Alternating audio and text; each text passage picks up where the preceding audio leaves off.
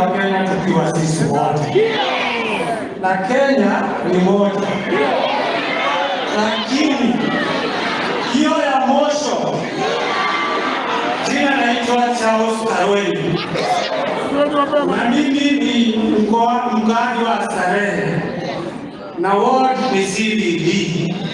Nataka kusema hivi, sisi wananchi ndio huwa tunapea watu kazi, na kazi yenye tunawapeaka ya kwanza bunge kwa saa hii inateki hiyo jukumu.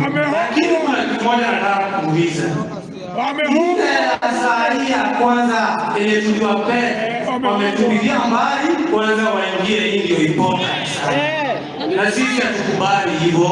Tunasema tufanyiwe kazi, na hii mosho penye tunaona tumezoea miaka mingi kupiganishwa hiyo matusi, kiambiwa huyu ni fulani, huyu ni fulani. Na kuongea ukweli, kama ni chama inatawala pande moja, unapata kila kaunti unapata imetawaliwa na chama fulani, hiyo ingine chama fulani. Hiyo kwa nini? Hiyo sio ukabila.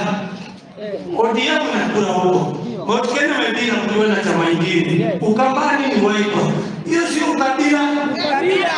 Na kama Kenya ni moja, ungekuwa na chama mbili zinabishana, zile ngumu, zile yani kandidato hiyo wanabishana, na chama tunaona hakuna chama ingine imekula hizo chama tu mbili. Kwa hivyo sore na ukabila kwanza tuondoe kando, tuao ndio wanatuonyeshana sio ukabila. Ndio sisi kama sisi hatuna ukabila, ndio maana tunasema ni kufa makanga. Kama huyo tayari serikali zote, na tunaona enyewe isipokuwa tu siasa hapa na kule, wananchi wamekuliwa na taabu.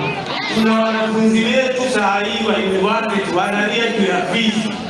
Kuna hii saa hii kitu ya hospitali haifanyi kazi. Saa hii ukiangalia saa hii watoto wetu, watu wanaingia pale kwa interest zao, sio interest ya mwananchi. Na sisi tunataka watu wako na interest ya mwananchi, ndio sisi kazi ikuwe sawa. Na ndio maana tunasema kama Gen Z, sisi kama ni